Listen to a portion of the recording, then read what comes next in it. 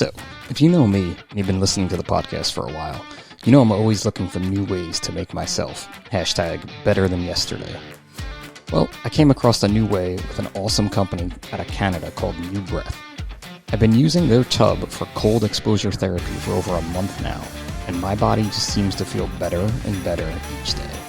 It's no secret that I love to work out, and I'm always sore, but taking a cold plunge each day has really changed that, for lack of a better term. Now, I'm still sore, I'm just not as sore. I spend about 10 minutes in the tub 3 to 5 days a week, in as cold as I can get the water using some large ice blocks. And it's been great. My body feels better, my sleep numbers have increased, and the general resiliency, I guess you can say, has been great for me. Because getting in that water truly takes your breath away each and every time. You have to focus, you have to calm yourself, you have to control your breathing to get into that Zen type state. So you can learn more about them by heading to their website, newbreath.ca, and save yourself some cash if you're looking to make a purchase in one of their tubs by using code THESIZEUP at checkout. What's up, everybody? Welcome to episode 43 of The Size Up by National Fire Radio. Because what you do off the job matters. It's pretty cool, right? 43 episodes of this, and we finally have a tagline, or at least I think we're going with that as the official tagline. I do have to thank Mr. Jeremy from National Fire Radio for coming up with that tagline. And in true Jeremy Pip, I guess, Jeremy/Pip fashion, we have these mammoth conversations and we say a lot of things. There's a lot of New Jersey cursing and making fun of each other in these conversations that we have.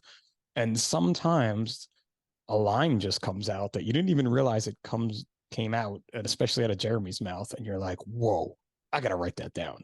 And sure enough, I wrote it down, and I thought about that because what you do off the job matters lines. And then I had to call him back after our conversation and actually thank him for coming up with that tagline. So I think we're gonna run with it, and I think it really works well with my guest for today because he does a boatload of things off the job that a lot of things I like to do. Maybe I'm not as dedicated and as passionate about them as he is, but I'm definitely trying to keep up. But Chris Gilbert from True North Tactical Fitness, welcome to The Size Up. Oh, thank you for having me. Yeah, it's a full-time job, man. Everything I do off the job, it's a full-time job. And it's funny because you're adding to your off the job stuff by getting into this crazy world of podcasting, it sounds like, right? It's just who I am. My wife always says, she's like, you need to chill. Like, if I could learn how to relax and do nothing, that would be the day. But so, all right, so wait, you just said that, and I think this is a pretty key thing, and you see me like writing my notes because folks like us that are involved in the emergency services, and we're not even going into your backstory and how you got into that yet, but we are go all the time on. And we actually have to, at least I feel like I have to make myself relax. You feel Yeah, taking time out of the day and just being and sitting, my mind starts going. It's like there's something else I could be doing. Oh, but I wanted to work on that. Oh, but I want to go do this. And it's really hard to be like, no, you need to stop. Like, you just need to sit for a second in it. And like turn it off. And even then, like even when I'm trying to turn it off and my mind starts going wild, I'm like, all right, that's cool. Let's just think about that before I go on to the next thing. Yeah, it's almost a challenge to have to, okay, I got to think about nothing. I got to put effort into doing nothing and thinking about nothing. And then you're like, okay, that feels good, but let's get back after it again.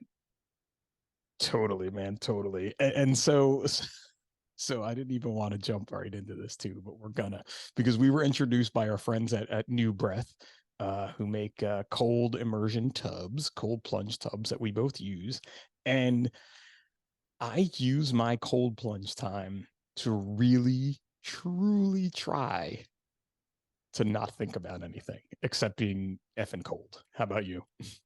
Yeah, if I could take my mind off of just being cold and trying to remember to breathe in it. Yeah, and it's so funny because I'll use it now as a part of my mindfulness, and I'll take a couple minutes out of my day and I'm like, okay, I got 6 minutes to sit in the tub and just focus on breathing. And I get out and it's like, holy crap, that's gone just like that. It's pretty amazing how the time goes when you're just focusing on your breathing. And even I'm getting better at when those thoughts start to come in my head, like, oh, I got to get on Canva and make something for social media. I'm like, no, no, breathing, counting, breathing, counting. And isn't it funny how, we have this practice with it now, but if you try and convince someone to get into cold plunging for the first time, they're like, you want me to sit for how long?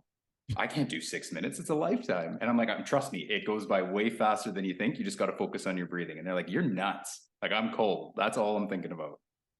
It's funny how, too, with it, sometimes I'm like, I'm really cold. I'm really cold. I got to calm myself down. I got to calm myself down. And other times I'm just now at the point where I'm like, I like this. Is that scary? Is that This bad? is this has been a daily thing for years for me. And then getting the chiller from New Breath and being able to really set it cold and go for it. Yeah, I seek that of like I just want to sit there and freeze for a couple minutes. This is me time now. Yeah, we're messed up. I think the hardest thing for me still, and I guess I've had my tub now for about 2 months, and I'm pretty, like 4 days a week. I'm trying to get into it. It's just that breathing before I step my foot in. It's not a big Yep. deal when I get my foot in. It's actually the act of getting your foot into the tub. Absolutely. We actually had to take our tub and put it inside because, we're up in Northern Ontario and we're already getting frost. And last year I had a makeshift one that I would just leave outside and have to crack the ice to do it. And with the New Breath one, I'm like, I don't want to have to walk out in the cold and then try and psych myself up to get in. I'm like, we're moving it in. I'll do it from the inside because I still have that every time. You're standing at the edge and you're like, I know this is going to be cold. Why am I having such a hard time to get in it? I want to get in that cold. But yeah, it's that couple minutes, eh? I leave mine in the garage, and my garage is not insulated, and we're in the fall here in New Jersey, so it could be 31 degrees in the morning and 90 by 4 o'clock type thing. We go through all the seasons in a day is what fall has turned into. But when you're in the garage, I'm like, this is gonna be horrible in December. Like it's gonna Yeah. be, You may as well just get in it because it's going to be warmer than your garage. it may work out. I have realized though that coming back in the house where it's warmer, so different than in the summer where when you come in and the air conditioning's on and I'm like, oh my God, it's even worse in here. If I come back in and it's Trying warmer to in the bundle house, you're up. better. Yeah. How quickly can I get dried off and back into warm clothes? Oh, dude, I'm like jumping into my robe. I'm like wrapping myself up, trying to get out of the garage. Like it's hysterical, but it's definitely been a good thing to add to my practice, at least of just, I don't even know if it's prehab or rehab or just mindfulness. It's a little bit of all of them, I think. Honestly, you're keeping yourself fresh from other injuries. You're taking away a lot of the inflammation, and you're doing a lot of rehab from any training that you're doing with your job. And then you're adding in that, like you said, the breathing. Right, that's the biggest thing you're focusing on when you're in it. That mindfulness, that taking a couple minutes out of your day and just finding that off switch where you can just tell the brain, I'm just doing one thing right now, and that's breathing. You're kind of getting all of it out of it, which is why I love their tubs so much. Yeah, it's pretty epic, and you can't use your phone because you're shaking, so you don't want to drop your phone in the ice cold water. So it's definitely like the 6 minutes of no screen time in my life. Yep. No, absolutely. And then you got to like, I thankfully have my watch that I'll carry in there, but for a while I wasn't. So then it was like, wait, how long have I been in here? Oh no, I go with the watch. Oh no, I'm like looking. Oh, okay. But my goal is, so it's funny. My goal is to not look at the watch and try to be like, all right, 6 minutes is up now, and then look down. And sometimes you're like, oh, it's been 8 minutes. Good job, Pip. High five for me. Other times you look down and it's like, what? 3 minutes? Are you kidding me? Yeah. Like, why? I thought this was already done. I actually had a really funny one of those. And it was, we talk about learning all these things with getting set up and recording and everything. I was doing a recording for New Breath and I was trying to do my talking and through it. And my mic failed. Sorry. So I'm trying to record and I realized that my mic wasn't recording the entire time. And I had been talking for so long that I started to shiver with it and I'm starting to chatter. And I'm like, hey, how long have I been in here? Like I've been going through and I looked down and it was over 12 minutes. And I'm like, Oh, holy crap. But and I was like, oh, it's only a 3 minute video. There's no problem. you'd be fine. You just go. But when you're talking and you're in that moment, it's kind of like these. I make the joke with podcasting, and I'll throw this little tip out there. It's like I look down at the counter and I'm like, oh my God, we've only been talking for 7 minutes. This is never going to work. How am I going to get an hour out of this? And then we start talking, and then I look down again and I'm like, 47 minutes. What now? I got to wrap this up. Like, how am I going to wrap this up? I want to talk so much longer. It's When you just get into these are the that flow things. state, right? Yeah, it's pretty cool. And it's again, another added bonus that I didn't think I would get out of being in there. And my body feels great. Well, I'm not going to say that. That's a BS fitness line right there.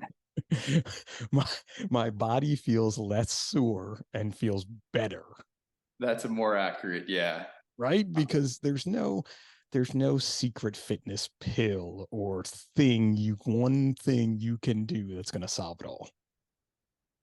Consistency. Oh, you're right. Oh man. See, Consistency, no matter what you do, being consistent with it will solve almost any problem because it's a refusal to give up. oh, I like that one. Build some more on that one for me because I can talk about it too, but I want to hear more about that because it was your concept here of consistency. So like I bring it back at obviously a little bit into my background, which we can get into, but like I come from a tactical background, I come from a teams, and obviously building True North Tactical Fitness, I build it on the 4 pillars. We do fitness, nutrition, mindset specifically, and breath work. And one of the biggest things, because I have some athletes that come in, they're paramedics, some of them are police officers, and they're looking to do these special selections. And you can give them so much fitness, but really it's your mindset that makes or breaks it. And they say, like, what do I have to do? And I said, honestly, you just have to be consistent. Anytime that you give up, that's when you fail. You're not going to get back up. You're not going to keep pushing. You're not going to keep trying to find a new way to be successful. I mean, how many times, I'm sure you've had it where you're trying to learn something new. How many times do you mess up when you did your podcast? How many lessons did you have to learn, right? Still learning. Every day you're learning at this thing. And I love your show. I listen to it. Obviously, with Mike and Alina, that's what got me onto this. And it's that consistency of you just continually pushing towards learning new things and developing new skills and getting better at it. That's what makes or breaks it. And if you would have just given up when you were learning the lessons, I mean, yeah, that's when you would fail. But consistency will fix anything, whether it's in fitness and I want to get faster, I consistently run more. Mobility, I consistently stretch more. You with the ice tubs, consistent exposure is going to get a little bit easier each time. I remember starting to get into it, and it was like you dip a toe, and it's like, okay, that's my ice exposure. I'm done. I'm done. I'm out. I And just jumped now in. I was it's like, I'm just daily. jumping in. I could do it. I'm just jumping in. Yeah, you just get in, get out. And now, like, you've even had it for a couple months and you found a practice with it, and it's just consistently getting after it. So that's one of the big things that I always push. And you're only going to fail a selection. You're only going to fail at whatever your dreams are, is if you just give up. And I make sure that all of my athletes know that, because it's totally in your court.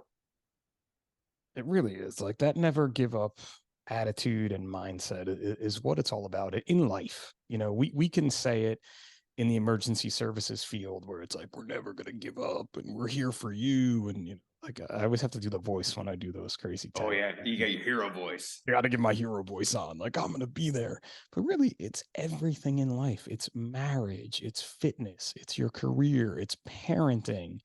I mean, it's my little kids in school doing this crazy math stuff. And I'm like, don't give up, I guess. Keep doing it. You'll get better at it.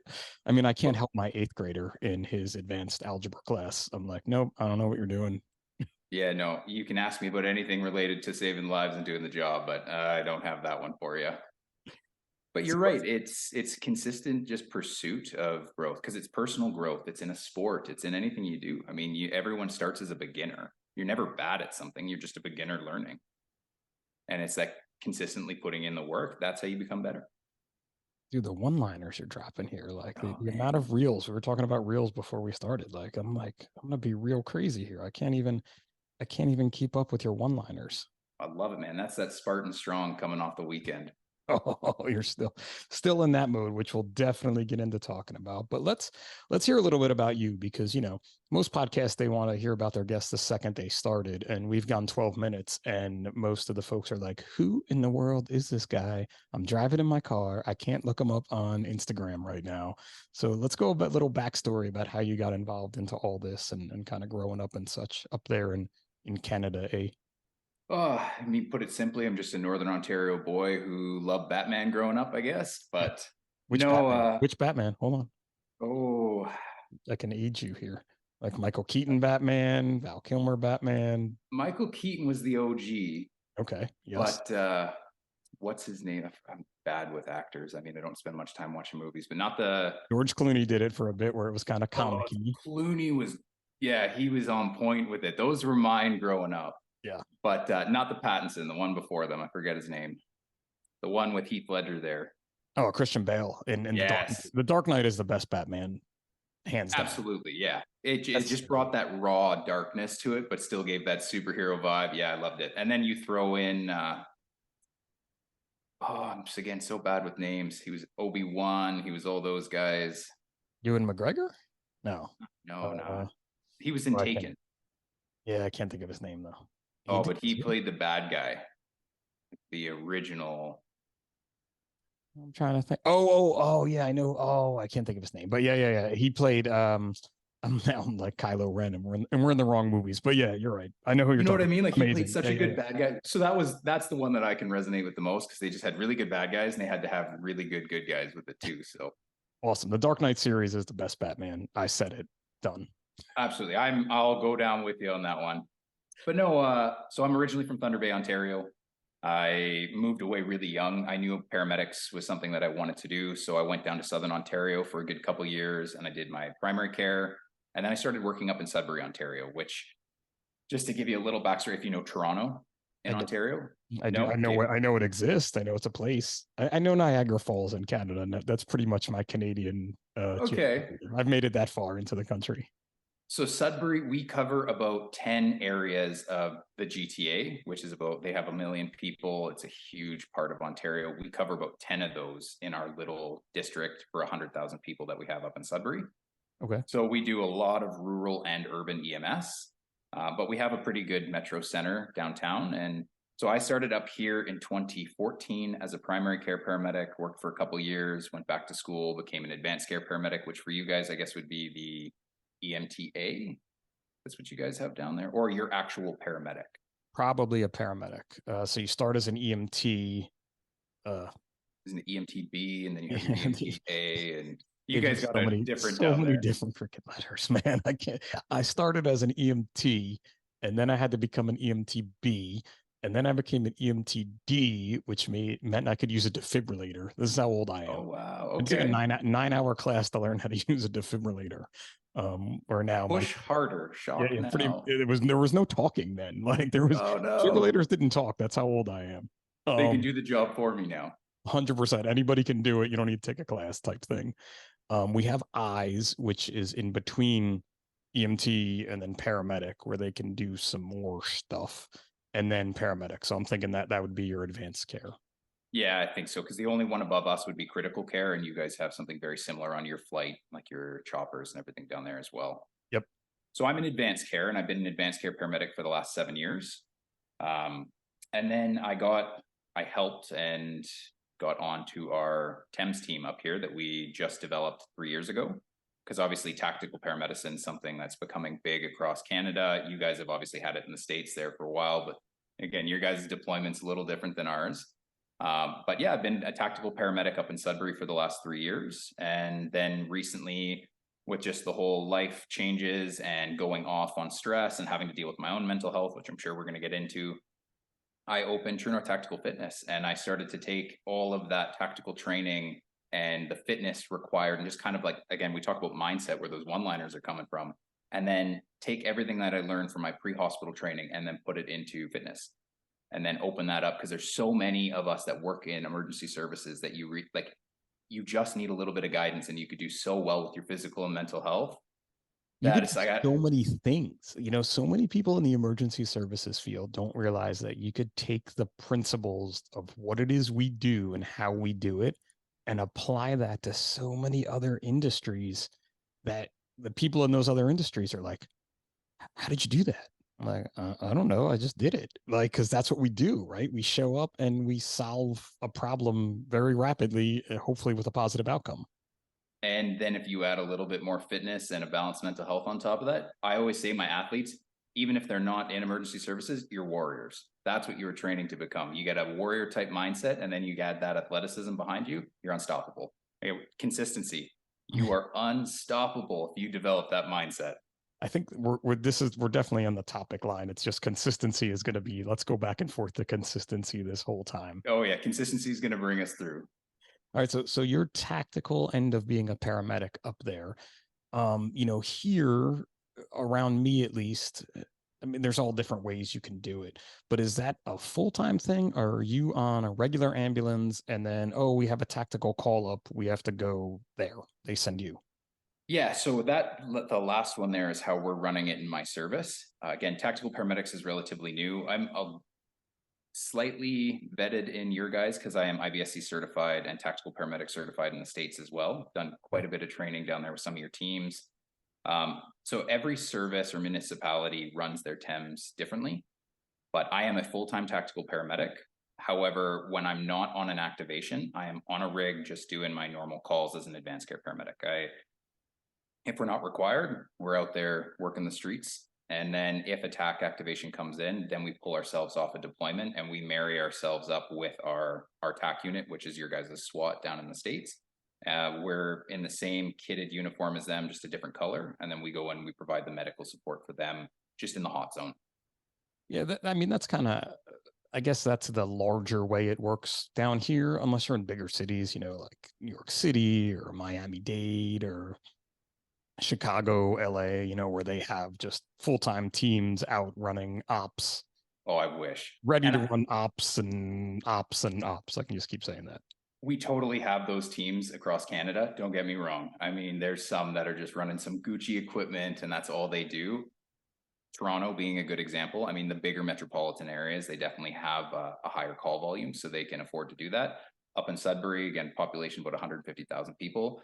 We're definitely not doing that all the time, but we do get our call outs. And the biggest thing I think I want to preface, though, is that we are an unarmed position. So I am only EMS. I don't work for police. I just go under police command when we're on those activations, but I'm a paramedic. That's all I do. And two, for the folks listening who have no idea about the emergency services, on the tactical medicine side of things, it could be done loads of ways. There are tactical teams that actually train police officers to become paramedics. They cross train. There are also tactical teams that cross train paramedics to become police officers and have an armed position. It just all depends on how your system works and what honestly works the best for you. I think what we're seeing here more in the States on the tactical end is, yes, there are tactical medics and they go along with the teams, but now we're starting to train everyone in some form of tactical medicine because you just never know when you're going to be in one of these situations. So as a TCCC instructor and a Stop the Bleed instructor, I support that so much. We actually rolled out all of this training to all of our frontline paramedics, the Stop the Bleed, and just kind of give them a really nitty gritty, either TCCC or the TECC training, just so they have an idea. Because at the end of the day, it's trauma management. Yep. And then you just add a little bit more scene safety into that because you're going to be a little closer to that hot zone. And yeah, everyone should have that training. And it's not even just in first responders. Honestly, I think civilians should have that sort of training because trauma is everywhere, right? And you don't know if you're going to have a first responder immediately. So having something in your toolkit to be able to respond and do something. It's definitely something we're doing more of here too in the States where, I mean, they're training teachers and Stop the Bleed because obviously we have these school incidents that can happen. But even if a kid just happens to get cut in a class, wouldn't you want their teacher to be able to understand, like, let me stop your bleeding? Apply Trauma's one of those things. Yeah, seconds count. So just having that knowledge of, hey, I can do something, even if it's just putting pressure, but hey, I got to put pressure here. I got to put something on this. I mean, tourniquet availability is now coming out almost everywhere. And having that, I mean, I go hunting with it. I have it in my truck when I go out and about because I pulled up to Rex being off duty, and that makes the difference, being able to put something on, right? And it's so simple, but if you don't know what you're doing, it's not simple. One of my past guests, Ofer at Trauma Pack, sent me some trauma packs, to do some stuff with and to have. And I have there's a couple tourniquets floating around, in places, but like I'm bringing the trauma pack to my kids' lacrosse practice and my kids' lacrosse games now, just in case, just in case. Better have it and never need it. Exactly. And I think and I was telling you, we're going to Iceland, and I'm like, we should probably throw this in the bag. I'm like, we're going like ice climbing and and again, another past guest is a firefighter paramedic in Reykjavik. So I'm going to get to meet him when I'm out there. But I'm like, he ain't gonna be with us when we're ice climbing, and I don't know what these cats on this tour guide are gonna be like. So maybe we'll just have our own stuff just to be safe. Oh yeah, and I'm glad that you put it like that too, because it's your stuff. And training makes it universal that you could grab someone else's gear and be able to do it, but you know your stuff better than anyone else. So to have that with you, oh, it's a game changer. It's such a preparedness mindset that you have about this because right, you have to know your gear. We actually just got my job. What was I was on the car a couple shifts ago, and I'm like, "What's that red backpack in the back of the car?" And they're like, "Oh, it's a new like mass casualty trauma bag that we put in all the rigs just in case." Oh, it would be yard sailed in a second. If I didn't know what's in it, it's coming apart and I'm going to figure out how to put it back together. Well, being still, regardless of rank, the EMS guy, and regardless of how long it's been since I've worked on an actual ambulance, I'm still the EMS guy. Don't worry, I was digging through it, and I got to do a little more when I go back tomorrow and be like, let me just make sure I know exactly how much I have and what to grab and where, because you don't want to be that guy who's like, and it gets yard sailed on the call because I've been to Yes. those. Well, and even that, and then you're fumbling for stuff. And yeah, it just makes for a bad day. Not only does it look sloppy, but again, we're talking about those seconds count and you're fumbling over stuff. You're not doing anything justice with that. So just taking a couple minutes like you're doing there and being prepared. Even in that preparedness end of it, and it's so funny how you get into these different conversations and rabbit holes, even understanding how the bandage opens, right? Like Yes, how the absolutely. packaging, if you're listening, you're not watching me actually do it, the video of like opening a package, because sometimes you can rip them down, other times you can spread them apart, sometimes you can open them and they just go poof, and you're like, well, that's useless. Yeah, and just segueing into the Spartan side, I had that happen on course. And we talk again about how just getting that practice with it. I was trying to open a Cliff Bar while running my beast, which up here it was like 23 something kilometers that we had to do, and it was 2 degrees and raining. And I'm fumbling over it. And that same thing, I'm pulling it, and I'm like, I don't think it's supposed to open this way. I don't think it's supposed to open. I'm like, I feel like this is gonna go poof. And the Cliff Bar just ends in the mud. And I'm like, oh, like that was nutrition I needed so bad. And don't get me wrong, I ate it. Like I I needed was gonna that to say, fuel me did you through. pick up the Cliff Bar and eat it? 100%. It's just a little bit of mud that's never going to hurt me. But yeah, you don't want to do that on a call though, right? Like I can get away with that with my Cliff Bar on course. I'm not doing that to a patient. It's not someone who needs my help. So Yeah, absolutely knowing how it opens. it's so simple, right? It's like one of those things too, and it's not something they're going to teach you in your basic EMT class. They're going to be like, here's the bandage and move on. Like you actually have to take the time to look at your gear and get it set the way you need it. Kind of like, I guess it's not as much in Spartan racing. I've done triathlons, and like you have to have all your stuff set out because I came out of the water the one time, and my mental state was not that good. Like getting into my biking shoes, getting my wetsuit off and into my biking shoes might have taken me longer than the swim. Oh yeah, those fine motor skills and just that everyone has a plan until you start to get cold and tired. And then that plan goes to crap. That's it. Everybody's got a plan until they get punched in the face. Yeah, and Spartan will punch you in the face. Don't get me wrong there. So being you're just coming off a big Spartan weekend, us jump into some Spartan stuff here because it just seems like a good time to get away from some tactical ends and talk about something you love doing for fun. Really for fun, these Spartan races. I've done Oh them. yeah, It's fun fun. punishment. I love it. I feel like it's more punishment than anything. But which ones did you do this past weekend? Because I see you have all your medals behind you back there, but you did like a whole bunch, right? Because you had a bunch of medals in the picture. Yeah, so this weekend, I mean, you got to love when Spartan gives medals, right? You always find out at the finish line. This weekend, I Wait, you wrapped don't up know that? our. Wait. You don't know if you're getting a medal until the end? You don't get a medal unless you get to the end. Oh, okay, but there's definitely always a medal at the end, Oh right? yeah, Like, you'll oh, find okay. out. You The way find out you at the said finish that, I line. was like, are those fuckers like, no medal for you today? We decided no medals. You just had the fun of being on the course. Psych, you don't get it. No, there's definitely like hurricane heats, which I can definitely touch into. You can finish and not get one. You can also not finish, but still have to show up throughout the whole race, and you're still not getting one. I have a horror story with that one. Watching someone get there and they got their shirt, and they go over to get their medal, and they're just like, "Yeah, I'm sorry, you didn't finish." So, like, thanks for showing up, and they just took it back, and they're like, "You had to perform." Oh, it would be so sad. I know. I was next to them, and I'm like, I know I'm getting mine, but that broke my heart watching it for them. Poor But person. no, for all your other races, you're definitely getting a medal. Okay, just And checking. yeah, and this past weekend I wrapped up my trifecta. It was our Canadian National Series.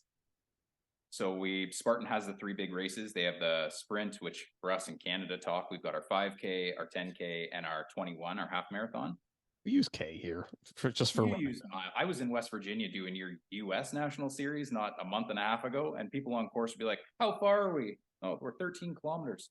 What? Well, no, that like okay, I'm gonna be quiet. I'm And not I'm just like, "I'm sorry, it's like 7 miles," and they're like, "That's better." I don't know. Ryan Pennington. He's talking bad about West Virginia. I'm just gonna say that. Go ahead, keep going though. Oh, hey, West Virginia heat definitely took it out on us because I'm And the not used to mountains. running. Those mountains are horrible, probably. We got some pretty hard mountains up here.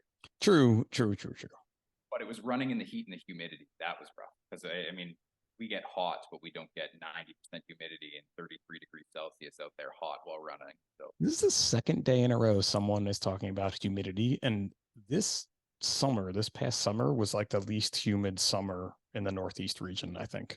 I don't know. Somebody could fact check me on that, but I feel like it was the least humid summer we've had. So it really wasn't that bad. I've been to the States twice now in the last couple months, and you guys have way more humidity than we have up here. And I mean, Northern Canada compared to the States, but yeah, no, humidity is a game changer on those courses. But So this how past weekend at Blue, it was the three for the trifecta, and then the trifecta. Like I had already done the West Virginia course. So I got my okay. trifecta times two as well. So every time you do three courses or three in one weekend, that's that triangle right there. You get all three medals. Okay. And then if you do multiple of them, you start getting times three. We actually just had a Canadian make the Canadian world record for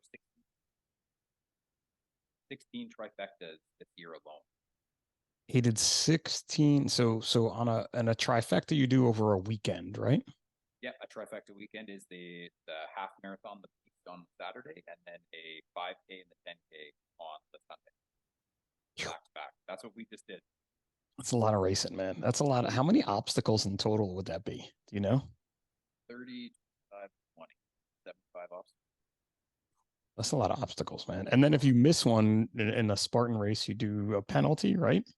Yeah, so it changed recently. It's all penalty now. It's running, and they're penalties depending on the venue. Some are uphill, some mud, some are a good distance. Used to which I personally wish they brought back. Oh man, you're starting to cut in and out a little bit. I don't know why. Did you move away from the microphone or? No, I'm like losing you here. Is your internet still the same? Because you haven't moved. I can see that. Can you hear me like totally clear? Oh yeah, I can hear you super clear. Okay, now you're back in. So maybe we can keep going then. Let's see. We'll see how it goes. I just turned up the gain a little bit. Hopefully that worked. Yeah, you were cutting in and out a little bit, but sometimes it happens. So we'll see. We'll see as it keeps going. We're gonna probably not even about it. I sound perfect. If you got that from burpees, yeah.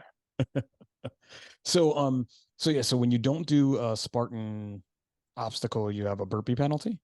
They used to, yeah. You used to have to do 30. Oh, what do you do now? Now you have to do the penalty. What's the penalty?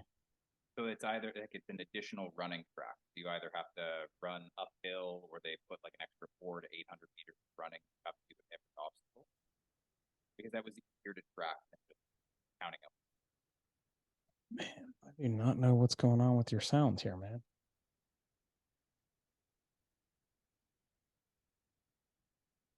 Now I totally lost your audio.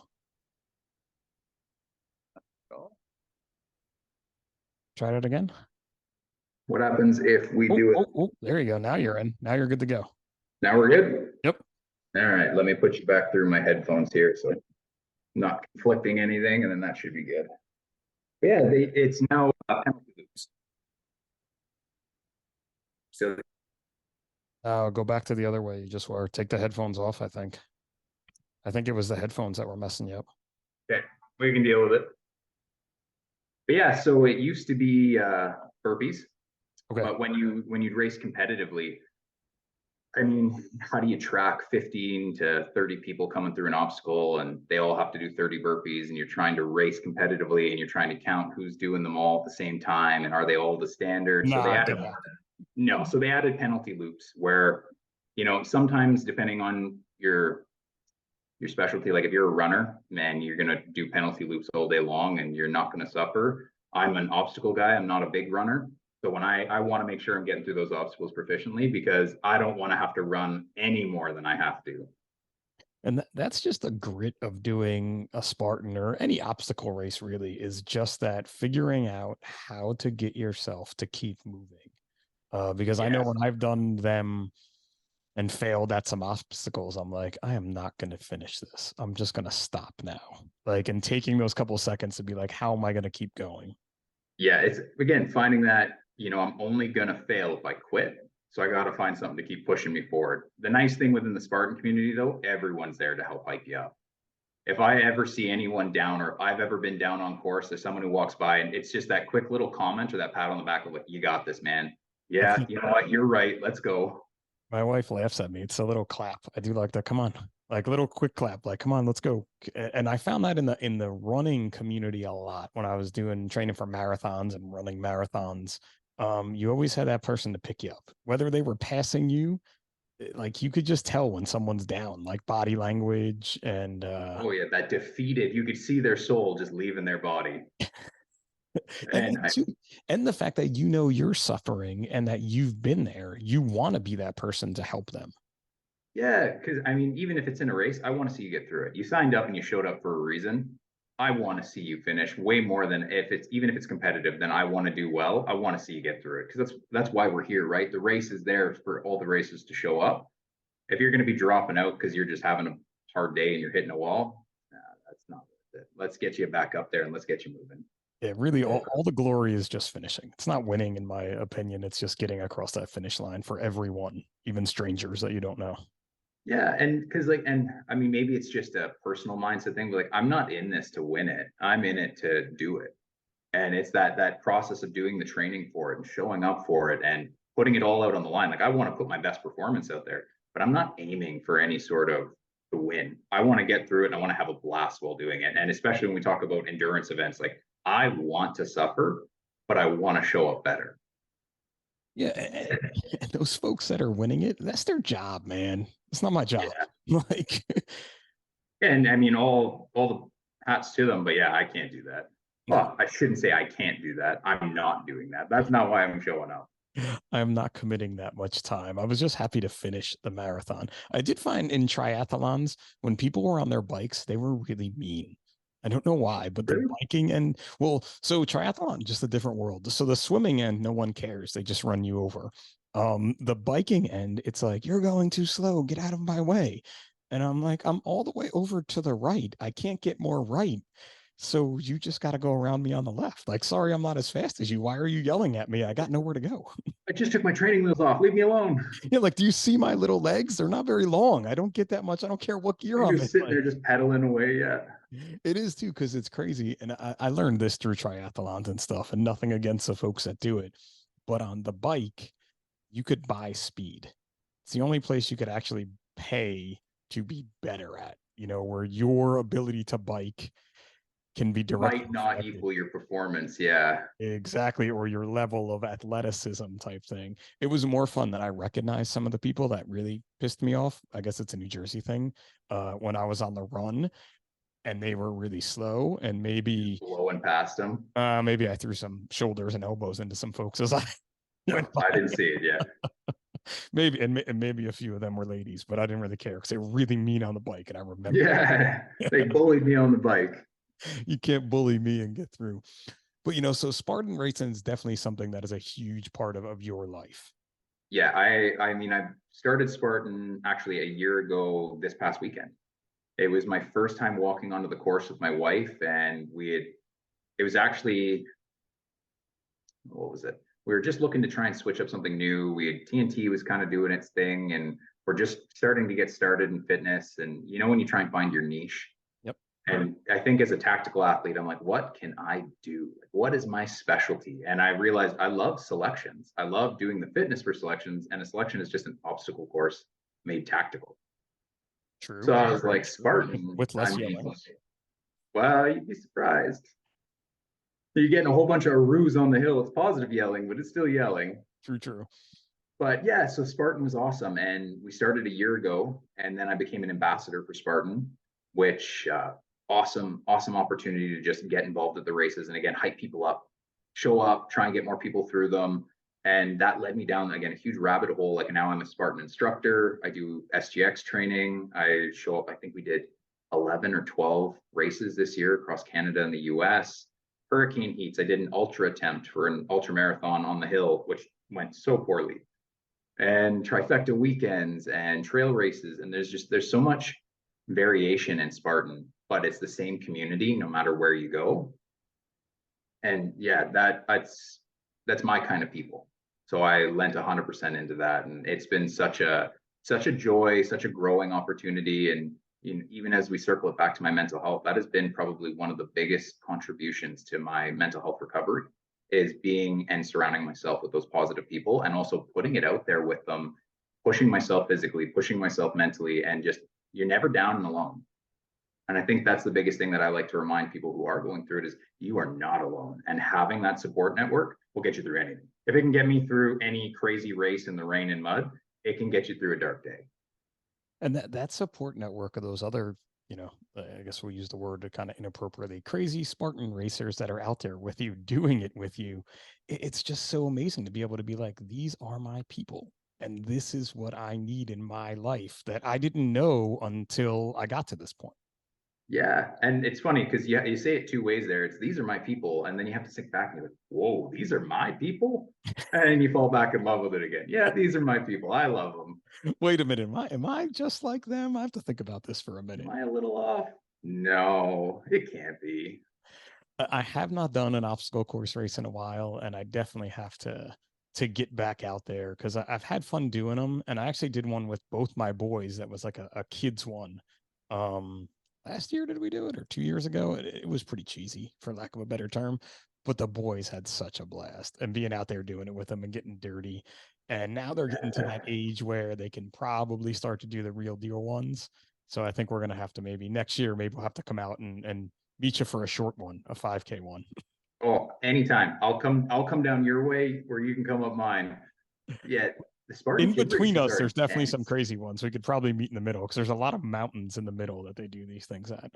Well, how far is Vermont from you? Like 6 hours. It's not too bad. 6 hours. Okay, I was going to say Killington. You want to take on a challenge? I'll take on Killington with you. Wait.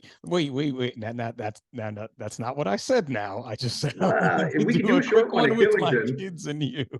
This is what happens in my world. I start to meet people, and I'm like, well, we should do this together, and then it just keeps growing and growing and growing. And that's when Mrs. Pip gives, like, if she was here now and heard this end of the conversation, she would be on the other side of the computer, like shaking her head, like, you're not doing this again. I can feel my wife shaking her head from the office next door. She's just like, nope, we're not doing this. You're not signing up for this yet. But to speak to that end of this too, with your spouse, and the same as my spouse, they know we need this, that folks like you and I, this is like cathartic for us. Absolutely. And, I really give my wife a lot of props for that, because she found her way with Spartan. And it's funny, she was always like, I'm only doing the one with you. Like, I'll show up and I'll be your support network. And the one turned into the trifecta, turned into two trifectas, because she just got hers this weekend. And it's nice seeing her mindset on it, because she's like, hey, you know what? I like doing Spartans, and I'll continue to try and push myself, for herself. But she's like, I see what this does for you. And she's all part of it. Me being an ambassador, me training for the races, me going and traveling for them. She's like, yeah, this is good for you, because she's like, you're authentic. When you show up at these races and you get to perform, like, you're you again. And I think that was one of the biggest things that we noticed over my process of coming with mental health, is she's like, you really found yourself with fitness again. She's like, I got my authentic Chris back. And it was at that point where I was like, okay, like, I think I might be onto something. And I got to lean into that even more. And ultimately, that's what led me here.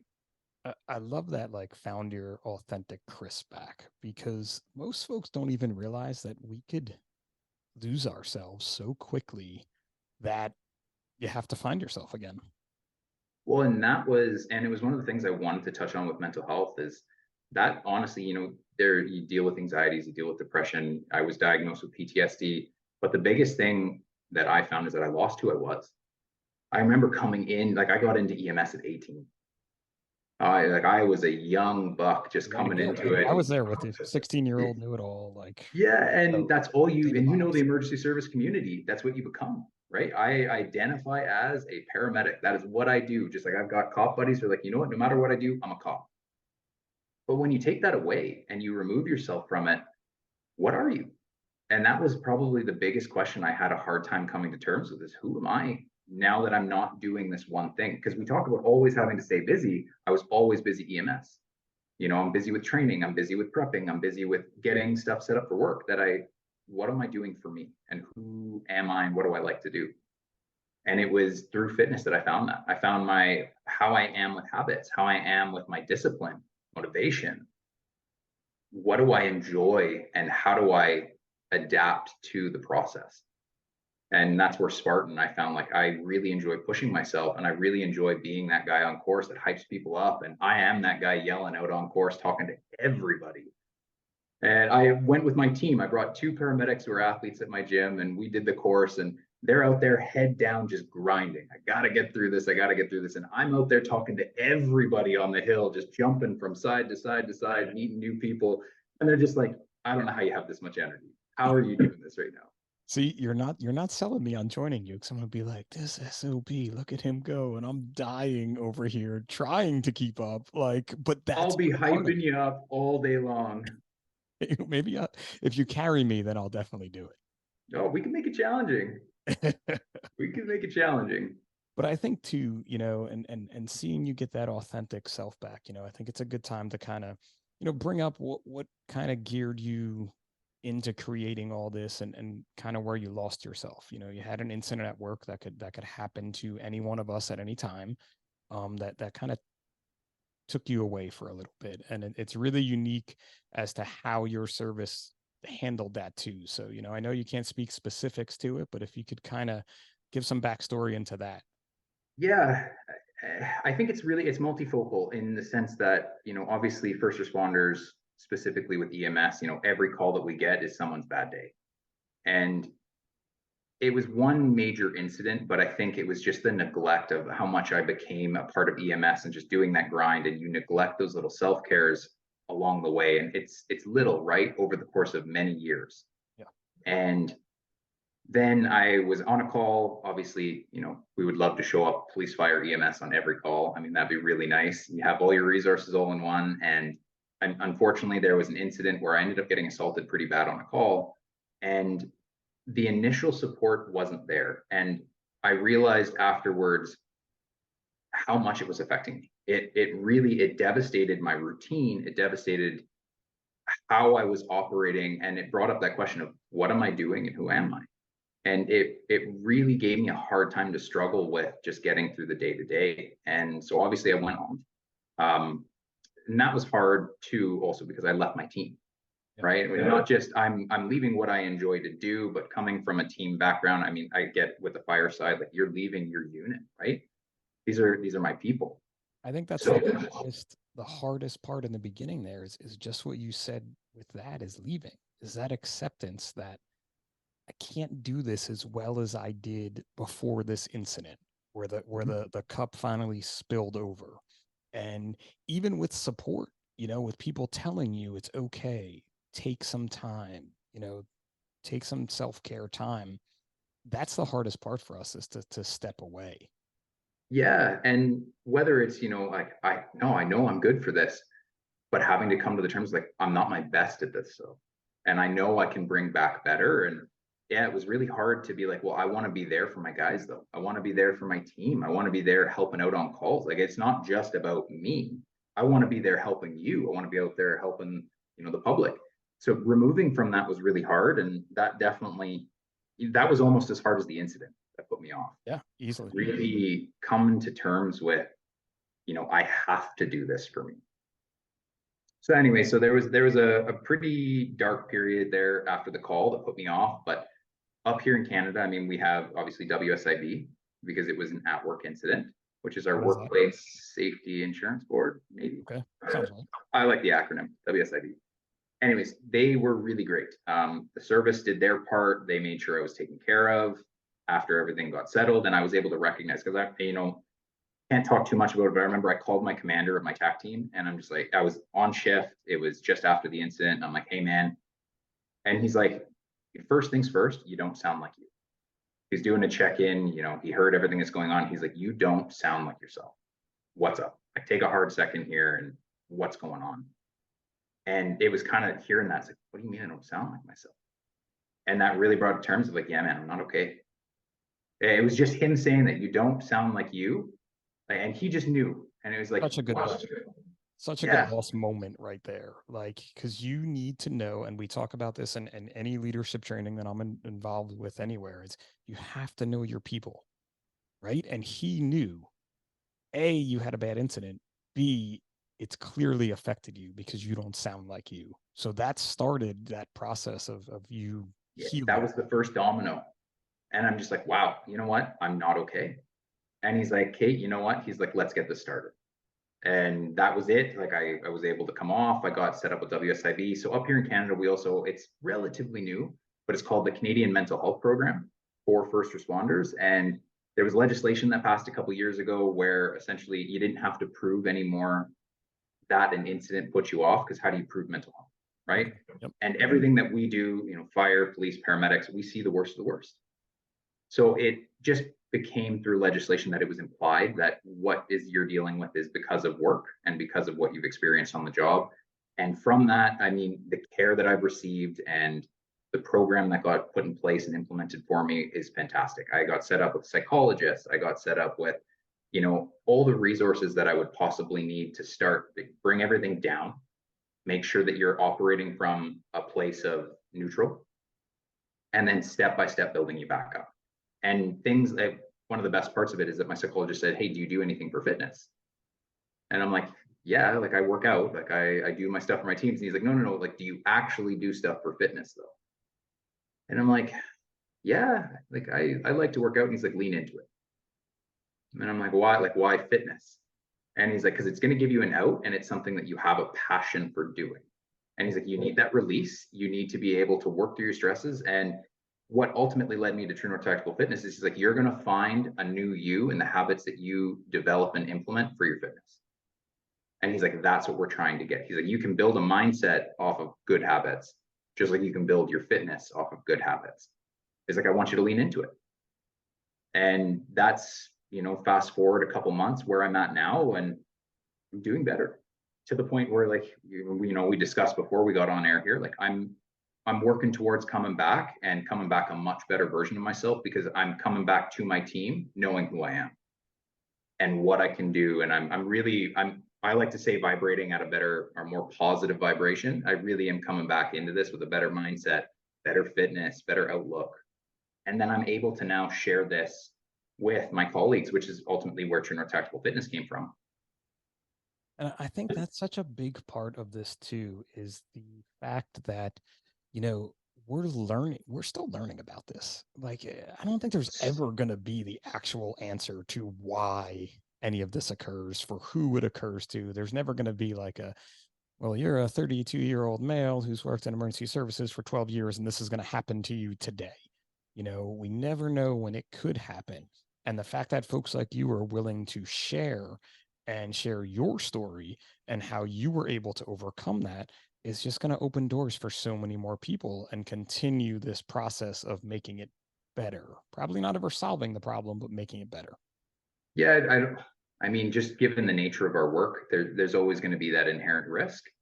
But yeah, and it's bringing it back to the community, just like you do with your leadership courses, and then I'm trying to do now with my new business, is trying to obviously get on top of it before burnout becomes a thing, and hopefully before any incident can set you off. But also that prehab too, of I'm doing the right things to hopefully I'm a little bit more mentally resilient so it doesn't affect me as much. Or I'm doing the things physically to make sure that I'm not feeling the stress. And really bringing that education back to people who, I mean, we see it all over, and I'm sure you do too, where we have guys and gals who aren't coping the right way, whether that's mentally or physically, but whatever they're doing, it's not the right way. And, far be it for me to say what works, but there are a lot better ways or more efficient ways to be managing your stress. And it's about bringing that back to them of like, hey, do you first know how to recognize it? And then do you know what to do with that once you've recognized it? Having someone say, you don't sound like yourself. Can you have that right there of managing your stress, right? Because we all have stress.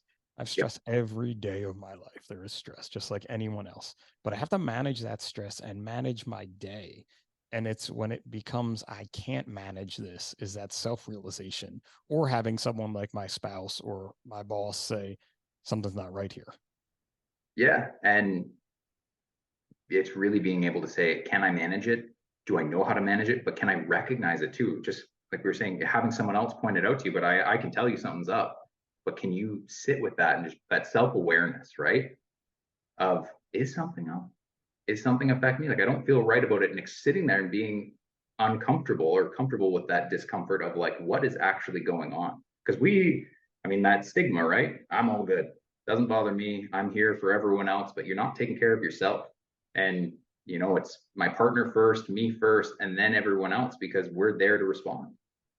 Taking that as much as I think about that stigma, right? And that like, I'm okay. And I'll probably still be like, nah, I'm good. I'm trying so hard to break that within my own friends group that I have, where I'm always kind of checking in with them without them even knowing it and hoping they're doing the same for me. And 100%. And bringing it up to, it's okay to not be okay too. I mean, that does not make you weak. That does not make you thin-skinned. That does not make you less capable. It is okay to not be okay. Some things are just not acceptable to everybody. And some things just weigh heavier. And it's just being able to roll with that. We talk about one-liners or mantras, and with mine at TNT is adapt and thrive.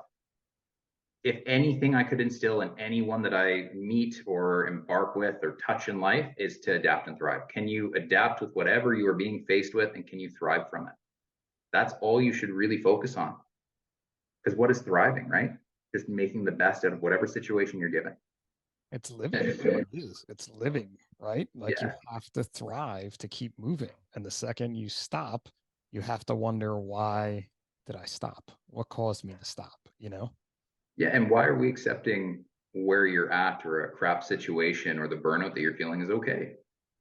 There's so much better out there for you. And then again, if you fix that, if you work on that, what can you give back? What can you do with that when you're operating from a different mindset? I think too, that's another huge thing that you just said there, is what can you give back? Because sometimes we get into that, like, is this really worth it? Am I really helping others? I mean, I do it all, even with the podcast, I do it like, this really worth it? Like, are people really listening? Even though I can see who's listening, should I keep doing that? And it's when too much of that negative talk adds up, is when we aren't thriving anymore, and we aren't going forward with it, and we aren't helping ourselves, and we aren't helping others. And that's really, like, that's why we're here. To me personally, that's what I believe. You spend so much time in your head, make it a positive place. You can't do anything else but exist in earth. Why don't you make that a positive place too? You're never going to like everything. You're never going to like anyone, but why are you making things harder for yourself and others? Like, just do you and be good. Like, I never thought about my head being a positive place before, but now I have to see if it really is or not. I'm going to have to pay more attention to my headspace and positivity. Best place I can tell you to practice that is in the new breath tub. Let's see how positive your head can be when you get in that cold.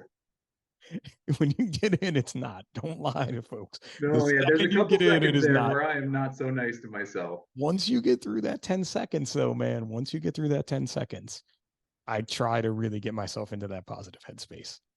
Yeah. And, I'm glad that you said that, because that really breaks into what that video that I was trying to record, and all my mic was off and everything. I was talking about breaking those 3 or 4 walls and how that works on mental resiliency. And it's all the things I tell my athletes. That's 100% what you're doing. I don't want to get in. There's that part of your brain like, absolutely not. I'm not going through this. Why? And you do it. And then you get into the cold, and you're giving yourself a real run for your money with that negative self-talk, and you got to push through. I mean, I can't operate like that. I can't sit here and just beat myself up for being in the cold. So you got to find a way of shifting that mindset. And then when you are cold and you're like, okay, I've been in here for 12 minutes, like, it's time to get out. It's being like, am I wanting to leave because I'm just uncomfortable? Or am I actually at a point where I'm ready to do this? And it's, again, coming to the terms of it and accepting, like, nope, like, I've put in the work. I'm happy with this. Now it's time to leave. You're really building that mental practice, right? And that's why I love the new breath tubs. Aside from the fact they make me feel great, that's really the mental resiliency that you can get from them. I love it, man. I love it. And I can't speak enough about it, dude. I can sit here and we're coming up to that magic hour mark that I always manage to say. And like I said, I look down and I'm like, there we go, 54 minutes. And like, damn, I could just keep talking to this guy, man. We could just keep talk about turning negatives into positives. And I think that has been, aside from, consistency, like we talked about, that's been the consistent theme of this podcast, is taking negatives and turning them into positives, no matter what they are, whether you're have a bad incident on a job, whether you're on a Spartan race course, no matter what you're doing, it's taking that negative and making it a positive. Yeah, because I mean, the alternative just sounds so bleak. I'm just going to sit with the negative. And I mean, sometimes it happens. Sometimes you can put in your best effort and it is what it is. But we talk about consistency. I'm going to consistently try, though. If I can't change the situation, I can change how I react to it. If my buddy's having a hard time with it, is there anything I can change with him? We don't just have to settle for it, but it's just not giving up on trying to change things. And accepting that negative as a negative and moving on. Yeah, absolutely. There's so much you can control and can't control. And you can't control negatives, but you control how you respond to them.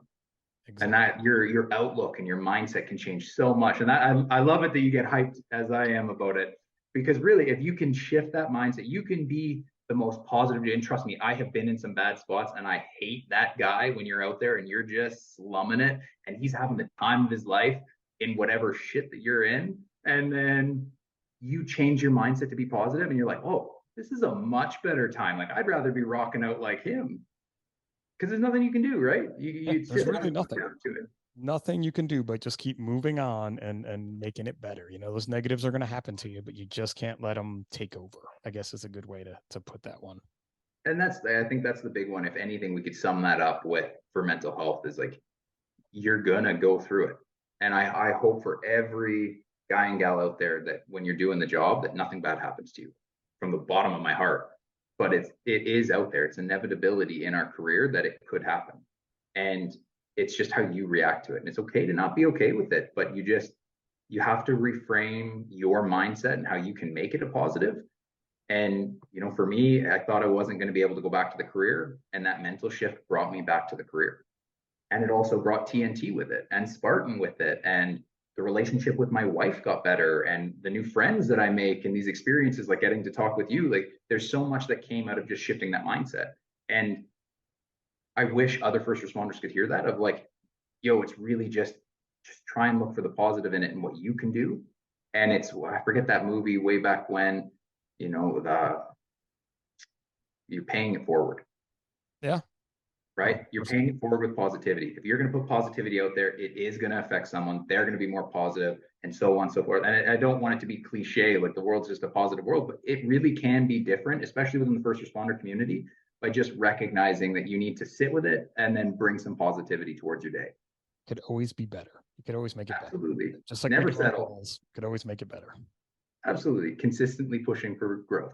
I love it. Oh, that may be the title. So you I've had like 8 million different titles now, but consistently pushing to growth could be it. Like, so if anything, yeah, that's something to live by, and that's where I go with that adapt and thrive. You got to consistently push for growth.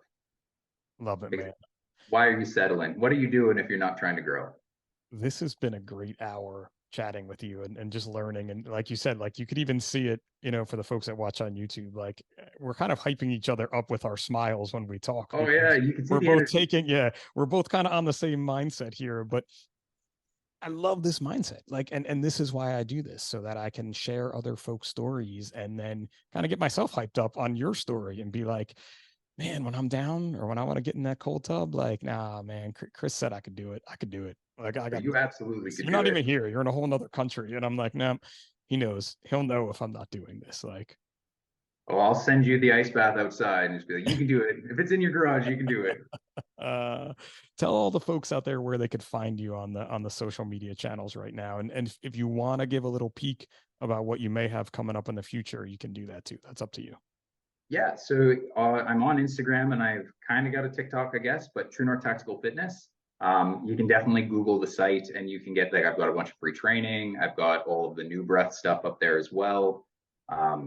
still doing the Spartan stuff. So you can hit up that Chris guy, and there's 2 S's in Chris there because you got to be unique.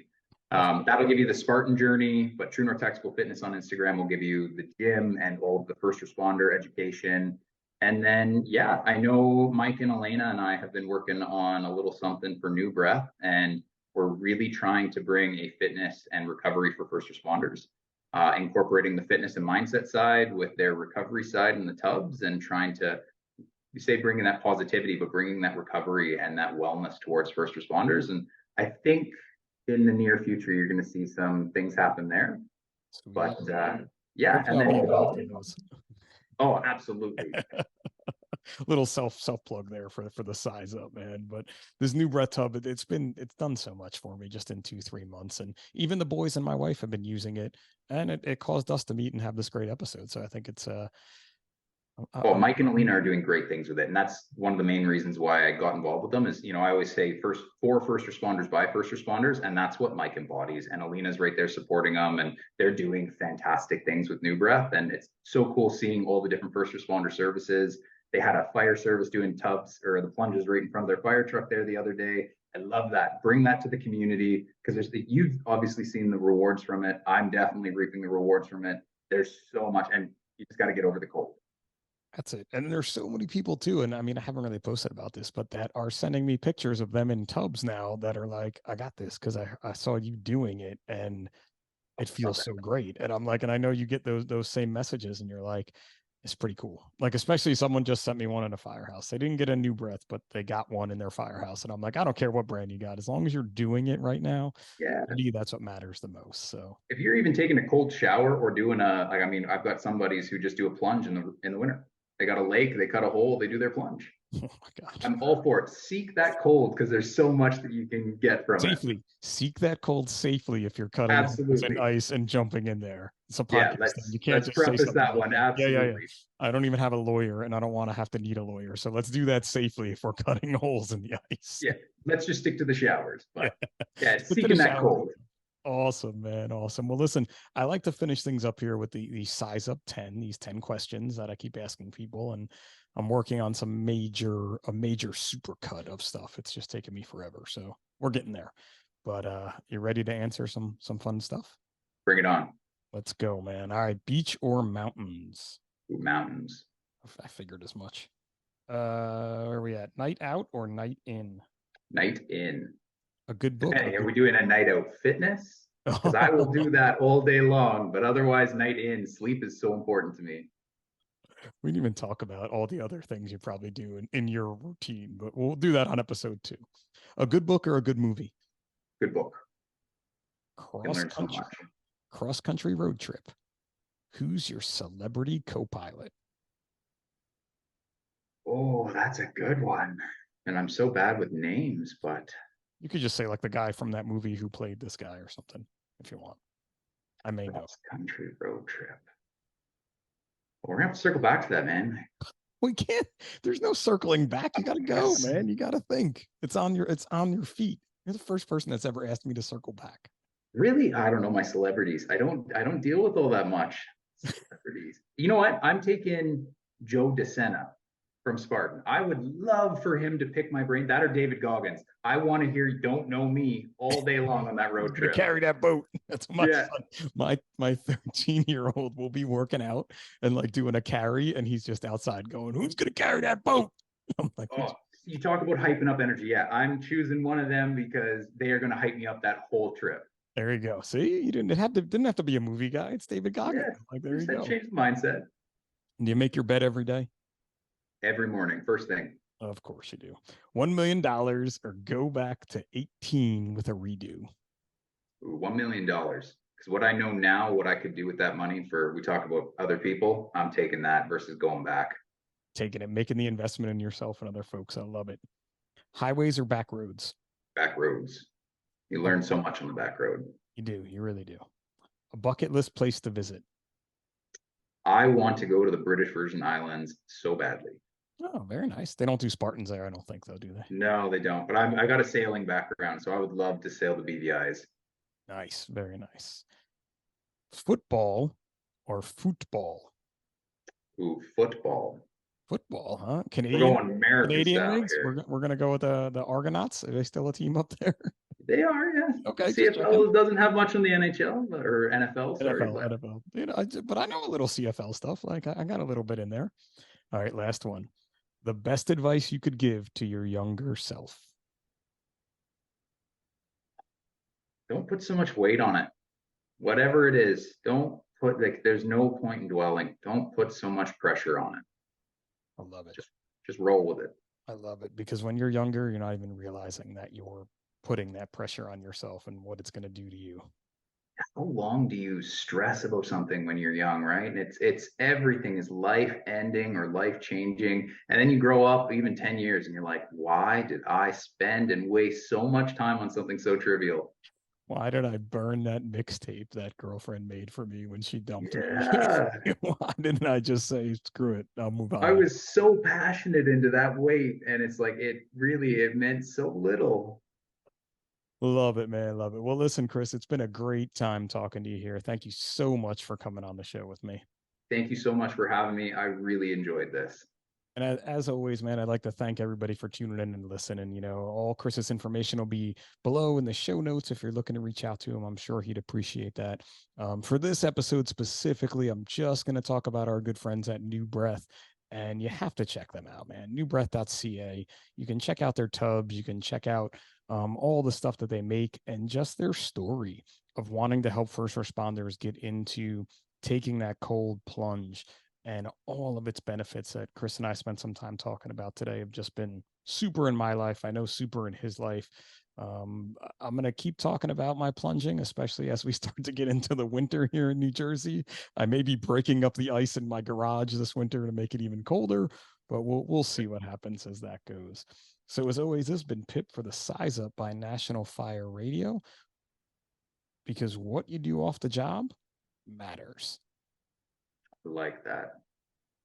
Yeah, I don't think I said it right at the end. And I'm still recording now. This is going to stay on, but I got to work on the ending tagline. I think you get the delivery, man. I'm getting it. I'm working on it. It's not Jeremy from National Fire Radio like he does, but I'll get it. It's the first time doing it, so I'm not going to myself. Channel your Batman voice there. Oh, the Batman voice could be good.